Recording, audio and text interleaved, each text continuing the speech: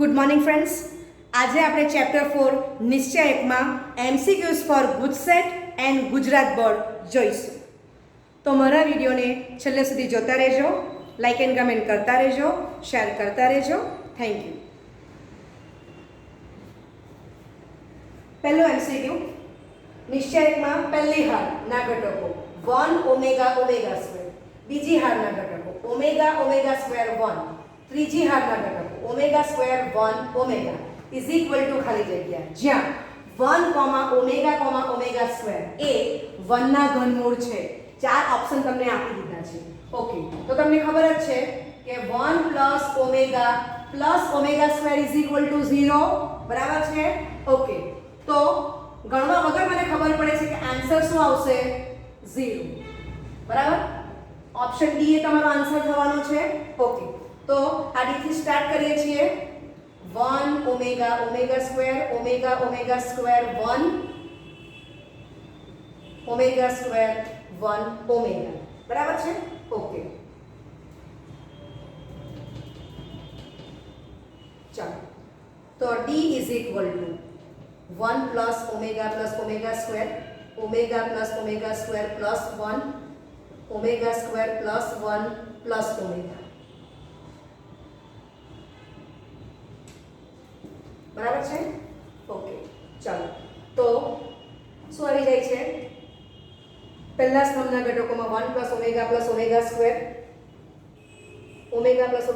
Plus 1 અને omega square plus 1 plus omega. હવે એની value મૂકી દો એટલે 0 0 0.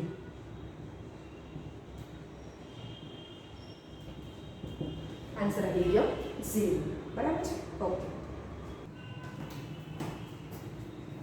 બીજો MCQ, capital A of 5, capital B of -2, ને કેપિટલ C ઓફ -2, શિરોબિંદુ વાળા ત્રિકોણનું ક્ષેત્રફળ 7 હોય તો સ્મોલ a ની કિંમત ખાલી જગ્યા છે ડેલ્ટા ઇઝ ઇક્વલ ટુ 1/2 માનાંકમાં d, જ્યાં d ઇઝ ઇક્વલ ટુ માનાંકમાં x1y1 1, x2y2 1, x3y3 1. બરાબર છે? સૂત્ર આપણને ખબર છે. ચલો મેં કિંમત મૂકી દો. 5a1 -2 5 1 -2 3 1. પહેલી હારે સાપેક્ષે વિસ્તરણ કરશું તો 5 બ્રેકેટમાં 5 - 3 માઈનસ a બ્રેકેટમાં -2 પ્લસ 2 અને પ્લસ 1 બ્રેકેટમાં -6 પ્લસ 10. બરાબર છે? તો 5 * 2 10 માઈનસ a * 0 0, રાઈટ? અને પ્લસ 4. તો d ની કિંમત મને 6 મળે છે, માટે delta is equal to 1/2 માનાંકમાં 6 is equal two 3 એકમનો વર્ગ. હવે આપણને a ની કિંમત પૂછી છે, તો a ની કિંમત એ r માંથી કોઈ પણ લઈ શકાય, કારણ કે a બ્રેકેટમાં તમને 0 જ મળવાનું છે. સમજાય છે? એટલે a ની r માંની કોઈ પણ કિંમત હોય તો ચાલશે. એટલે આપણો આન્સર શું આવશે? ઓપ્શન A એ તમારો આન્સર થશે. લખો. ત્રીજો એમસીક્યુ, જો ઓમેગા એ 1 નું કાલ્પનિક ઘનમૂળ હોય તો અને omega is not equal to 1 તો નિશ્ચય એકમાં પહેલી હારના ઘટકો 1 1 plus i plus omega square, બીજી હારના ઘટકો 1 - i -1 ઓમેગા સ્ક્વેર -1, ત્રીજી હારના ઘટકો -i -1 plus omega -i -1 is equal two ખાલી જગ્યા. ઓકે, તો આને આપણે d નામ આપી દઈએ છે. બરાબર છે? ઓકે, હવે પહેલી હારના ઘટકો અને ત્રીજી હારના ઘટકોનો હું અભ્યાસ કરું. બરાબર છે? તો ત્રીજી હારને 1 વડે ગુણીને પહેલી હારમાં જો ઉમેરી દઉં તો મને શું મળે છે? r1 હાર ચેન્જ થશે તે કોણ આવશે? 1 - i omega square plus omega square -1. સમજાય છે? ઓકે, હવે તમે જોઈ શકો છો કે 1 પ્લસ ઓમેગા સ્ક્વેર 0. તો અહીંયા ઓમેગા સ્ક્વેર પ્લસ ઓમેગા ને હું -1 લખી શકું. બરાબર છે? ઓકે, એની કિંમત અહીંયા -1 લખશું એટલે શું થાય? r1 અને r3 ના અનુરૂપ ઘટકો સમાન થઈ જશે. બરાબર છે?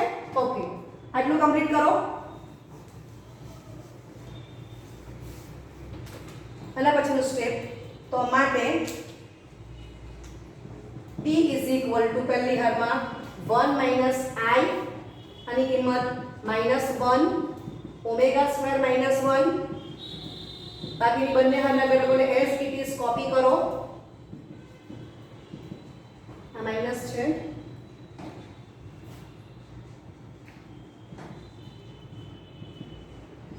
બરાબર છે તો ઇઝ ઇક્વલ ટુ જવાબ 0 r1 is equal to r option A તમારો આન્સર થશે લખો ચોથું એમસીક્યુ જો x not equal to 0 y not equal to 0 તો d ઇઝ ઇક્વલ ટુ નિશ્ચયકમાં પહેલી હારના ઘટકો 1 1 1 બીજી હારના ઘટકો 1 1 પ્લસ x 1 ત્રીજી હારના ઘટકો 1 1 1 plus y is equal two ખાલી જગ્યા બરાબર છે ઓકે તો x અને y વડે વિભાજ્ય છે કે નથી તે આપણે જોવાનું છે ચાર ઓપ્શન તમને આપી દીધા છે ઓકે ચાલો તો અહીંયા તમે જો કે પહેલી હારના ઘટકોનો અભ્યાસ કરો છેલ્લી હારના ઘટકોનો અભ્યાસ કરો બરાબર છે ઓકે તમે આમ પણ તમે સ્ટડી કરી શકો છો પહેલો સ્તંભ ત્રીજો સ્તંભ બરાબર છે ઓકે તો તમે પહેલાના ત્રીજા સ્તંભ એનો અભ્યાસ કરો અથવા પહેલી હારને ત્રીજી હારનો અભ્યાસ કરો તો હું શું કરું છું ત્રીજી હારને -1 વડે ગુણીને પહેલી હારમાં ઉમેરી દઉં છું તો પહેલી હાર ચેન્જ થશે બરાબર છે ઓકે માટે d ઇઝ ઇક્વલ ટુ 0 0 -1 બાકીની બે હાર એઝ ઇટ ઇઝ બરાબર ચલો પહેલી હારને સાપેક્ષે વિસ્તરણ કરી દો તો માટે d is equal two -y બ્રેકેટમાં 1 minus of 1 plus x એટલે શું આવે છે -y into -x is equal two xy બરાબર છે જે x અને y બંને વડે વિભાજ્ય છે બરાબર છે ઓકે તો ઓપ્શન સી એ તમારો આન્સર થશે લખો પાંચમું એમસીક્યુ જો કેપિટલ A એ 3x3 કક્ષાવાળો સામાન્ય શ્રેણિક હોય તો determinant of adjoint A is equal two ખાલી જગ્યા બરાબર છે ઓકે કેપિટલ A સામાન્ય શ્રેણિક છે એટલે એનો અર્થ શું છે determinant of A is not equal to 0 right okay આનો અર્થ આ થાય છે હવે આ સૂત્ર આપણી પાસે છે જ દીકરાઓ કે determinant of adjoint A is equal to determinant of A raise to n - 1 તો n ની વેલ્યુ 3 વંચાશે આના ઉપરથી બરાબર આ તમને n ક્રોસ n આપેલો છે એ 3x3 છે ઓકે તો અહીંયા શું આવશે determinant of A raise to 3 - 1 2 એટલે ઓપ્શન બી એ તમારો આન્સર થશે આ સૂત્ર યાદ રાખવાનું છે okay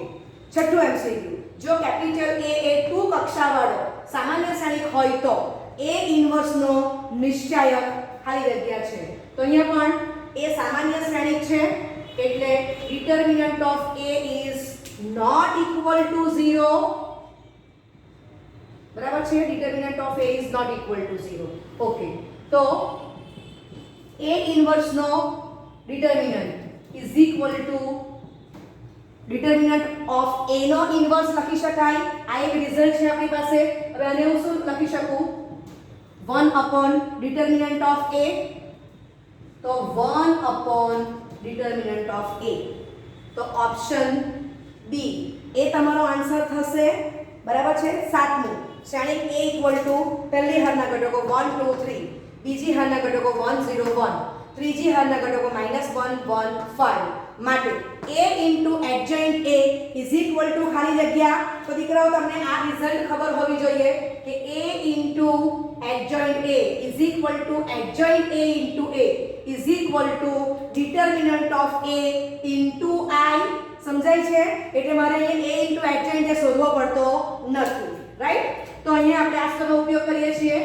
A into adjoint A is equal to determinant of A into I ચલો તો A માટે એને શ્રેણિકમાં લખી દીધું છે શ્રેણિકને નિશ્ચયકમાં લખી દીધો છે બરાબર ઓકે એની માટે ડિટર્મિનન્ટ ઓફ A શું આવે છે તો પહેલી હાને સાપેક્ષ વિસ્તાર કરો 1 બ્રેકેટમાં 0 - 1 -2 બ્રેકેટમાં 5 + 1 અને +3 બ્રેકેટમાં 1 - 0 1 સાદુરૂપ આપો તો ડિટરમિનન્ટ ઓફ a = -1 -12 +3 -10 બસ આમાં કિંમત મૂકી દો એટલે -10 * i તો એ તમારો આન્સર થશે તો ઓપ્શન ડી એ તમારો આન્સર થઈ ગયો બરાબર છે તો આ બંને રિઝલ્ટ યાદ રાખવાના છે મોસ્ટ ઇમ્પોર્ટન્ટ રિઝલ્ટ છે આની એપ્લિકેશનનો એક MCQ તમને પરીક્ષામાં આવશે જ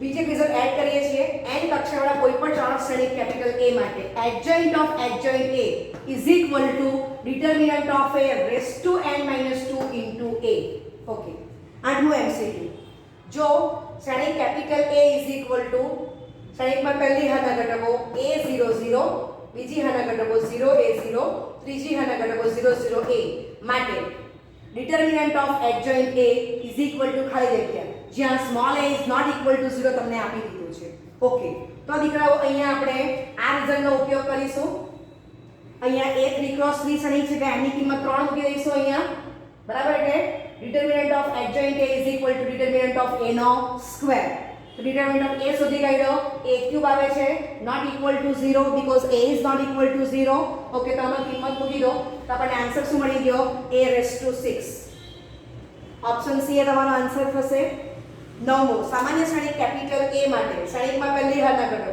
1 2 -1 -1 1 2 અને ત્રીજી હારના ઘટકો 2 - 1 1 હોય તો determinant of adjoint A is equal to ખાલી જગ્યા હવે તમને ખબર છે કે A સામાન્ય શ્રેણિક હોય તો determinant of કેવો હોય not equal to 0 right okay ચાલો તો હવે આપણે અહીંયા જે ત્રીજું રિઝલ્ટ એડ કર્યું છે એનો ઉપયોગ કરીશું તો adjoint of adjoint A is equal to determinant of A raised to n - 2 into A અહીંયા a 3x3 છે તો એની કિંમત 3 મૂકી દઈશું એટલે આપણને શું મળે છે determinant of A into A બરાબર છે ઓકે હવે adjoint of adjoint no determinant લઈ લઈએ છે તો is equal to determinant of A into A that is શું મળે છે determinant of A નો ક્યુબ into determinant A એટલે determinant of A raised to 4 okay determinant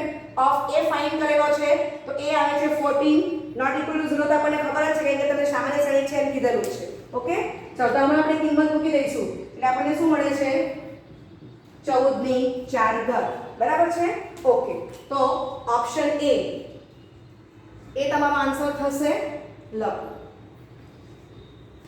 10મો MCQ જો કેપિટલ A લંબ શ્રેણિક હોય તો ખાલી જગ્યા ચાર ઓપ્શન તમને આપી દીધા છે ઓકે તો 10મા MCQ માટે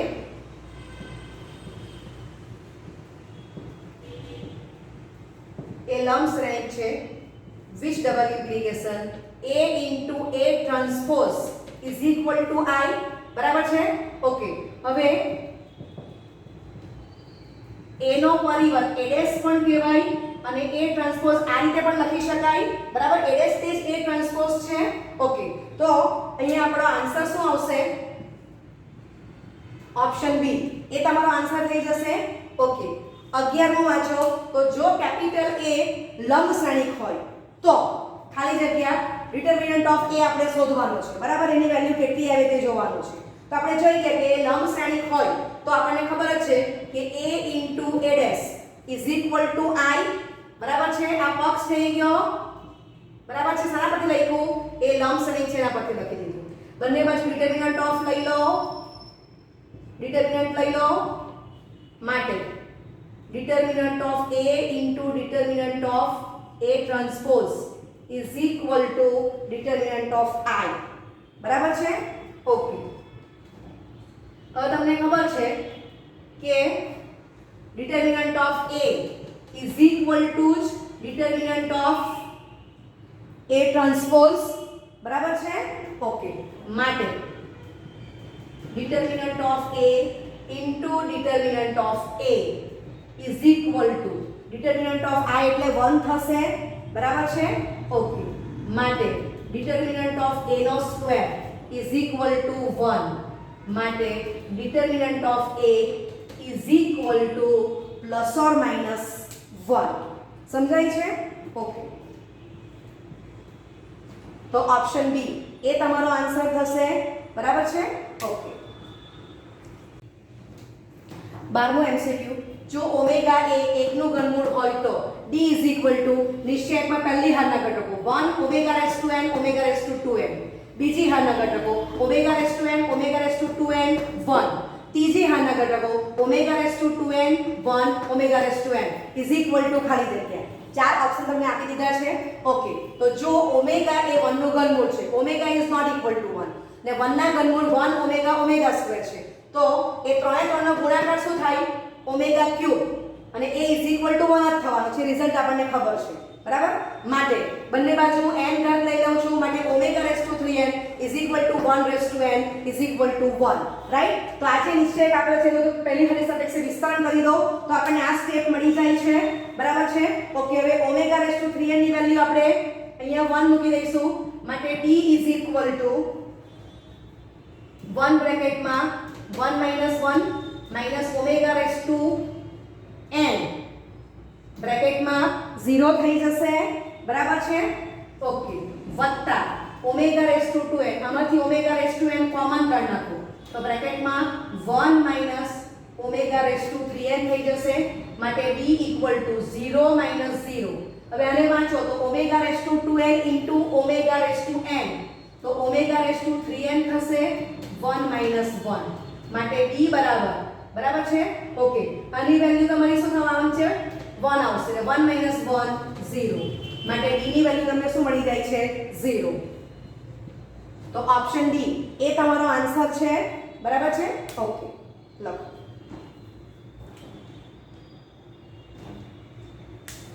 થેન્ક યુ વેરી મચ.